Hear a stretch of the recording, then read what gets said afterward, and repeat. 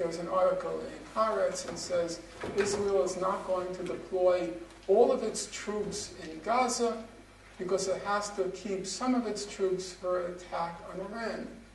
You know, this is just insanity. And I think part of what needs, one of the possibilities, is that it suffers a major defeat, which just shakes it up.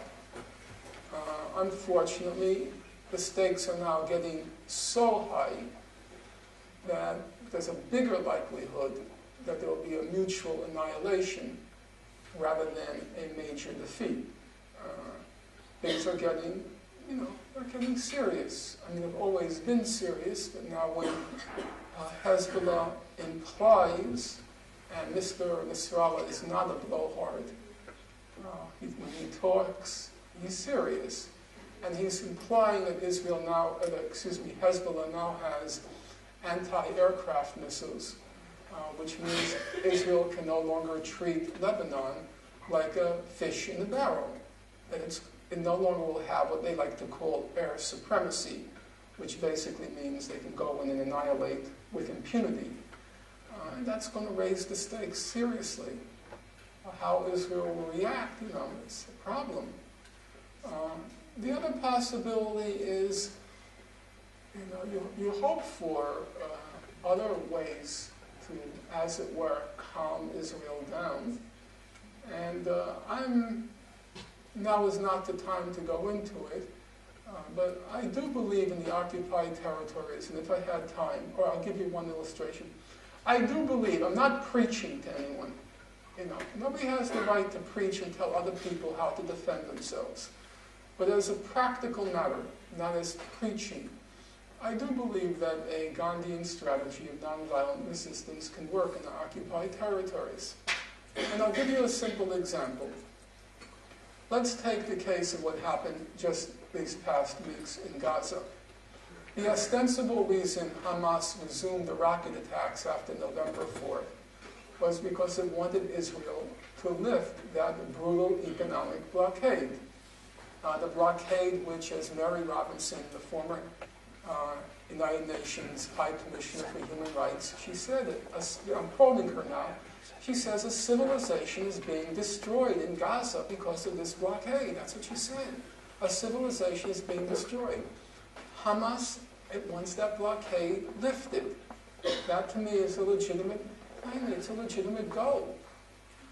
But then how do you achieve it? It sought with the rocket attacks to try to create enough international tension that it would be focused on Gaza and the blockade would be eventually lifted if at an extremely high price. But then you ask yourself, and again, I'm not preaching, just asking yourself to do a thought experiment. Let's say Hamas had organized 500,000 Palestinians, completely unarmed. Children, women, completely unarmed, and they start marching on the Eretz checkpoint with Israel and march on the Rafah passage into Egypt. And then Israel recruits they recruit international people. They say, we'll be completely nonviolent. Jimmy Carter, will you join us? I think he might have. Mary Robinson, will you join us? I think she might have.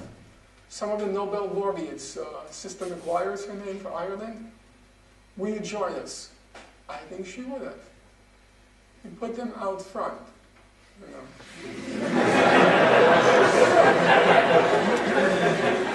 Of course, you don't ask Tony Blair unless you have $1 million.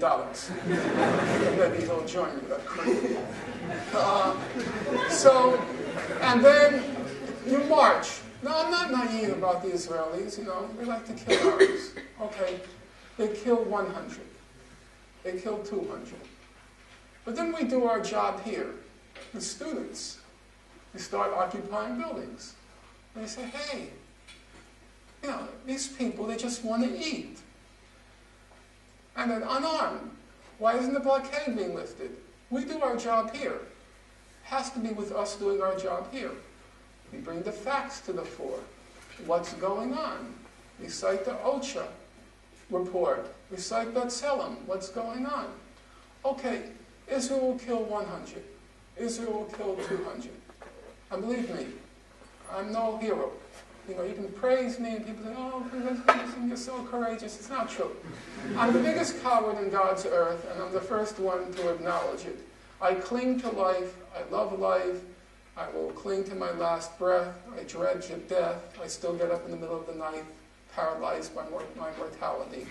So I'm not going to tell any kids to get killed. But my point is this.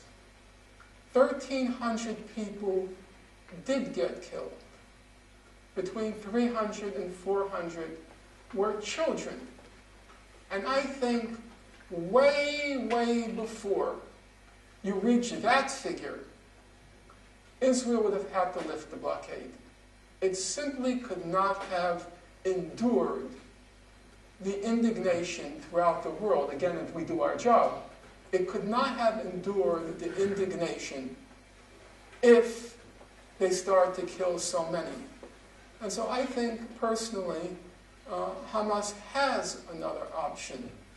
And to try to use the Gandhian strategy. I've been reading Gandhi, I like him very much. His collected works come to about 100 volumes. I've gone through about 40 so far.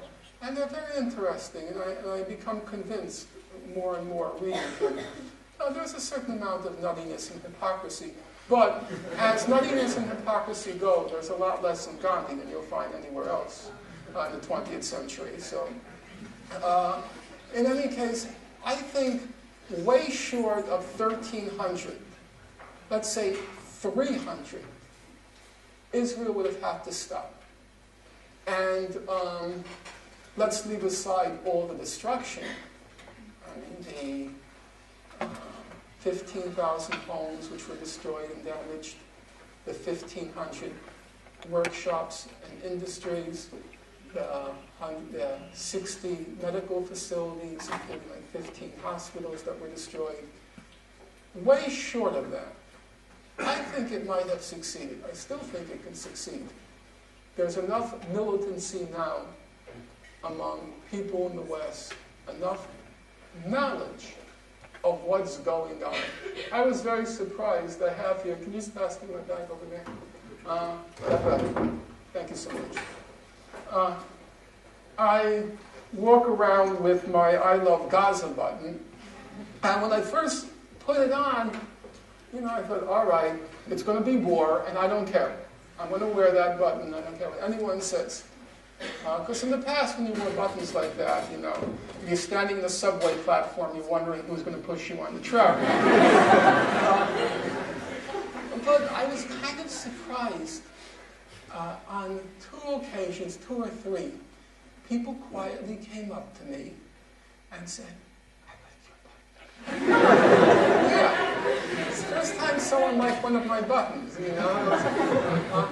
Public opinion has changed.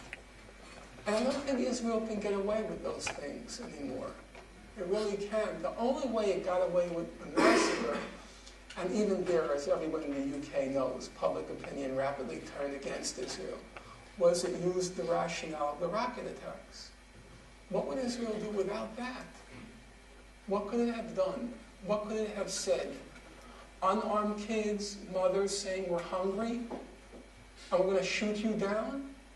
I don't think they could do it. So, that's another possibility. That second possibility, we have to though say, is very contingent on us. If Israel could, of course it would shoot down all of them. I know that. I know the Israelis, of course, with a broken heart. But, you know, it'll wipe them all out. You know, as Rabin said, I wish, in the 1990s, he said, I wish Gaza would sink into the sea. You know, that's why he got the Nobel Peace Prize. Or Sir Shimon the Satanic-hearted. But